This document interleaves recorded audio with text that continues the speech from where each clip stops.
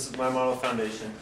The key point to this that we wanted to show was in this area here, how you get from the concrete foundation to the finished floor. You can see the detail, the anchor bolt, all the way through the decking, the rebar, all the way up till you get to the finished floor. We didn't actually do carpet or anything of finished floor wise, but we can represent how to get up to that point.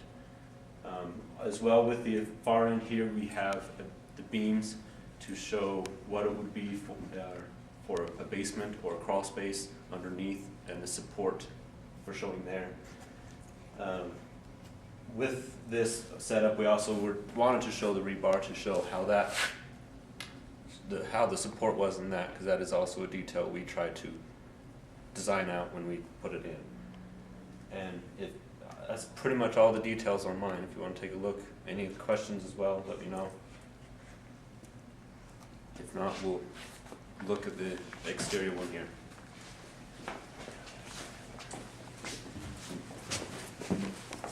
Okay, this is the exterior model. Pretty much we have electrical, half finished, our finished touches over there. We have insulation up in the roof with the trusses, and then we have roofing on one half, and then an open over here. This is our skylight opening. And we have brick on that side with a couple different layers. You can see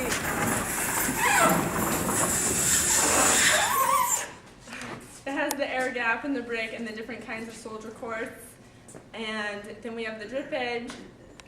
And we had, last semester when we had our presentation, Keith Allred made a comment about making the roof plumb on one side and then square on the other side.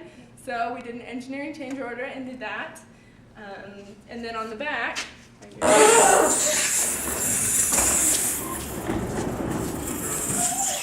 we have our window and siding, and then we have the layers again so that you can see the OSB. And then on the other side,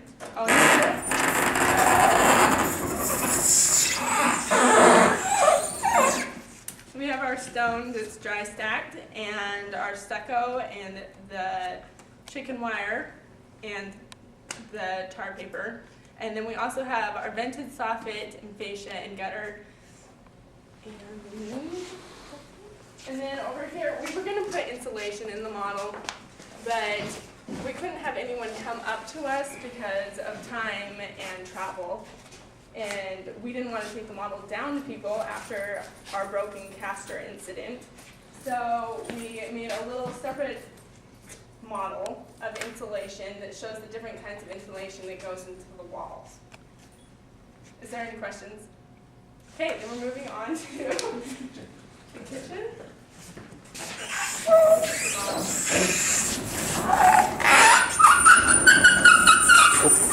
Bring me home, baby. Bring me home. Oh, sorry, George. No, I'm helping you. I've got it. Oh, okay. The carpet's okay pretty right soft, you can take a nap. If we all come down this way. Next one's the kitchen.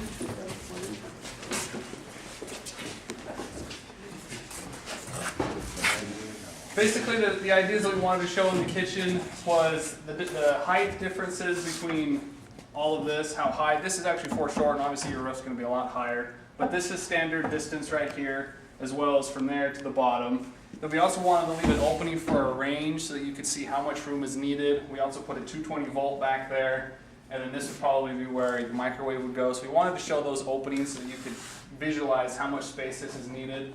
We originally wanted to leave this half exposed and just put plexiglass there, but we decided there's not much that you're really going to miss out if we finish the whole thing. And so we did. We've got two can lights up there, switches. Underneath, we've got a plug for a disposal if you're going to put it under there, as well as the exposed pump plumbing. And I'm going to say something else. I think that's it on this one. Electrical around the back, you can see. Yeah, there's just electrical around the back and also the plumbing if you want to swing around. We've got GCFI. I always get them switched. So, any questions on this one? Okay, then lastly we got the doors and windows. So here with the door and windows, we on the exterior we want to show your brick molding as well as your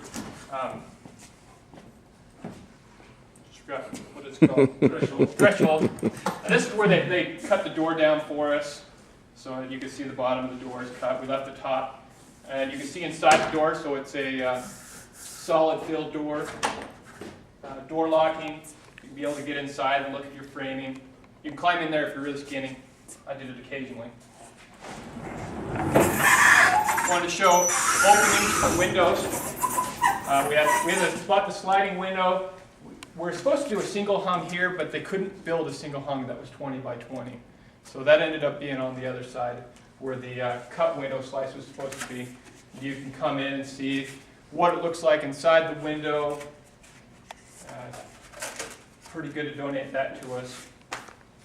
On the other side, you have the interior door. Kind of shows your interior heading. On the other side, you have the 2x6 heading. We just have a 2x4 here. And you can see inside framing, how the sheetrock comes up with it, your molding. And then the last, we have the single hung window. We did a little slice so you can see how we showed tar paper on that one, and we showed house sheeting on this one. And then your different types of window casing. Usually, like I mentioned before, they have a little bit bigger gap here, but when we ordered the windows, they gave them to us exact size. So we had to kind of fit them in there pretty tight. But with that, if you don't have any specific questions about this, we'd like to open it up to questions about any of them or part of our presentation as that went.